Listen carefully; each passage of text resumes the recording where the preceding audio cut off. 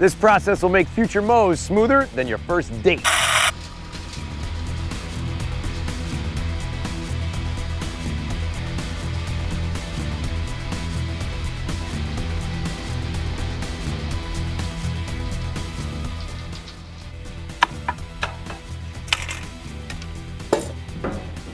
Let's rock and roll.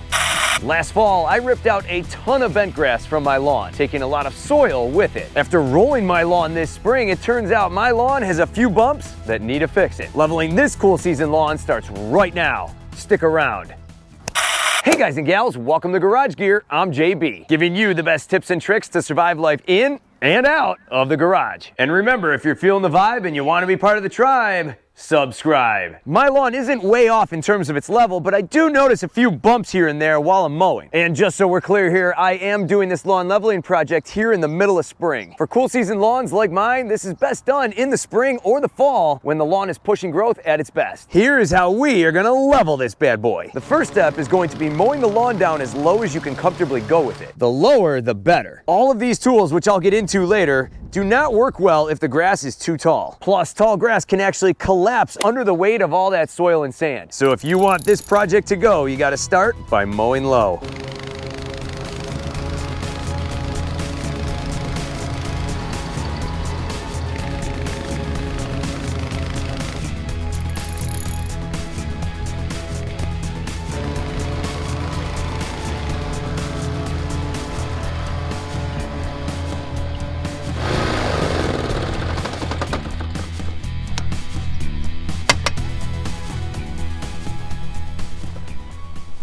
Next, what I'm going to do is mark areas with some cones that I know are deeper and I'm going to need more material to fill them in.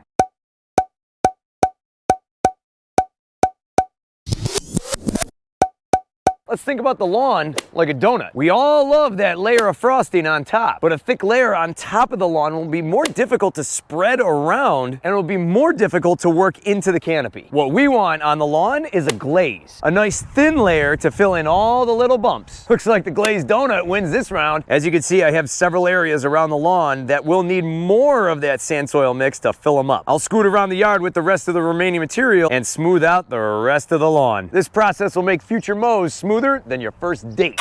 Now it's time to talk about the mix that we're putting down. I had 2 yards of topsoil delivered from TOPSOIL. If you are in the Buffalo area, I highly recommend them for all your stone, mulch, and soil needs. I called almost every single local vendor here in the Buffalo area, and TOPSOIL came out on top. They had the cleanest and finest screen soil down to 1/2 inch. Just about everybody else was at 3/4. And this soil is not only great for leveling, but it's also gonna make a perfect seed bed for our future grass. TOPSOIL also has very prompt delivery, and I'll have their contact info linked down below in the description. I'm gonna take this soil and screen it down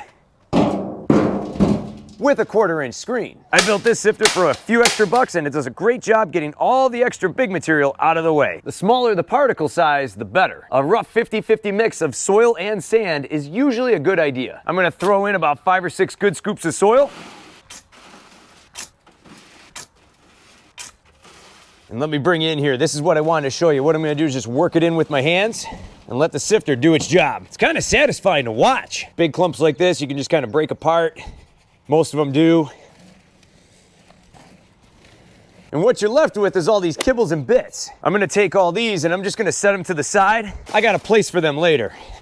And now look at what I'm left with. Nice, finely screened soil. Now let's talk about the sand we're gonna be mixing in. This is a 50-pound bag of play sand. I bought a bunch of them and I'll just mix them right in as I go along. You're definitely gonna wanna use a sand like this. Medium sand or play sand are generally good options. They're a little finer and they won't get hung up in your mower. Do not use all-purpose sand. The pebbles are just too big. If you only use soil for your leveling project, what it's gonna do is it's gonna break down because it's organic. Then you'll be right back where you started. A good 50-50 mix of sand and soil will help get you that level that you're looking for. There weren't any distributors in my area with a good sand soil mix, so I'm gonna make my own. Not really overthinking this. I got about 25 pounds of soil and roughly half a bag of sand will go in. I'm not gonna be super accurate with my numbers and that's okay. I gotta keep this realistic because I gotta get this job done in a short amount of time. I'm a busy guy. And the garage gal's gonna be home soon. About half the bag is going in. Then just mix it all up by hand. Looks like cookies and cream ice cream.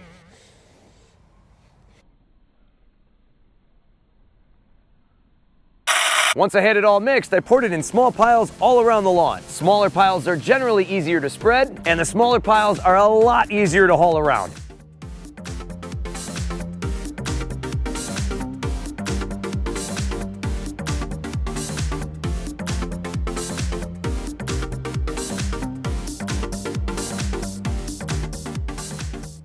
Four hours later.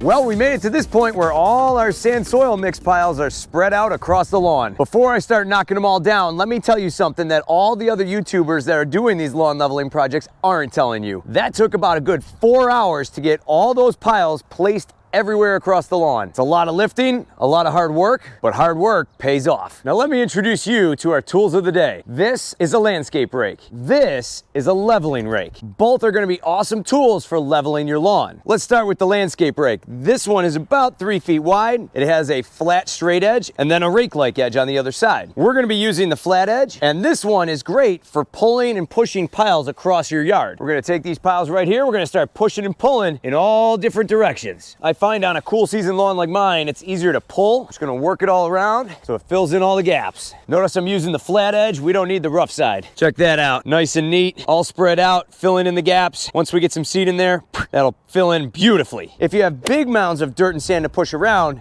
this is probably going to be your go-to tool. This leveling rake makes quick work of knocking down the pile and then pushing and pulling it across and into the grass canopy. This does an excellent job leveling out your turf. On a cool season lawn though, because the turf is a little higher and it stands up vertically, this can be a challenge to push and navigate around your yard. These are going to be more meant for maybe your warm season lawns, maybe with a grass type like Bermuda. These do a really good job because those lawns are mowed low. Time to start knocking down some piles.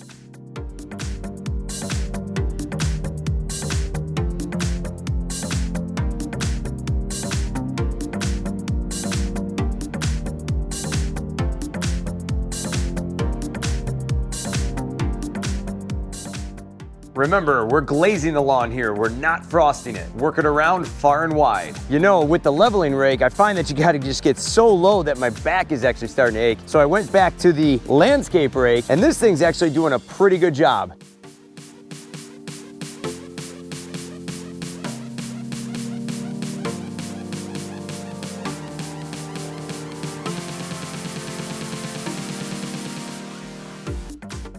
Now, whether you decide to go with the leveling rake or the landscape rake, there's one more tool I'm going to strongly recommend you get your hands on before you complete this project. And for that last tool, we're pulling out the most trusty tool that you can have in any garage. That's right, we're pulling out a push broom. Here's why I like this one from Quickie. This push broom has very stiff bristles in the middle and then softer ones on the outside. The stiff bristles actually dig down a little bit and help raise up the grass petals that were pushed down by all that sand and soil. Let's get out in the yard and start bringing up some grass. Yep, I probably look like a goof sweeping my yard right now. More grass blades definitely just popped up.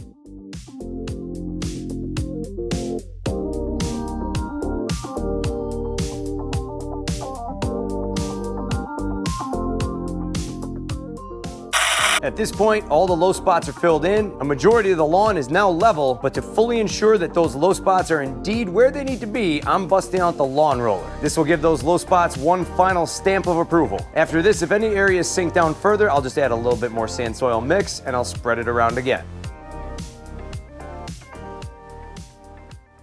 Seeding, seeding, seeding. That's what we're doing next. I'm not going to be doing a complete overseed here. This is more of a fill in the bare spots as we go at this point. My normal overseeding always takes place in the fall. I'm using Jonathan Green Black Beauty Ultra. This seed comes up great for me every time. If there is an award for the most reliable grass seed, this is it. I'll have this seed linked down below in the description. And while you're down there, can you hit that like button for the YouTube algorithm? Thanks.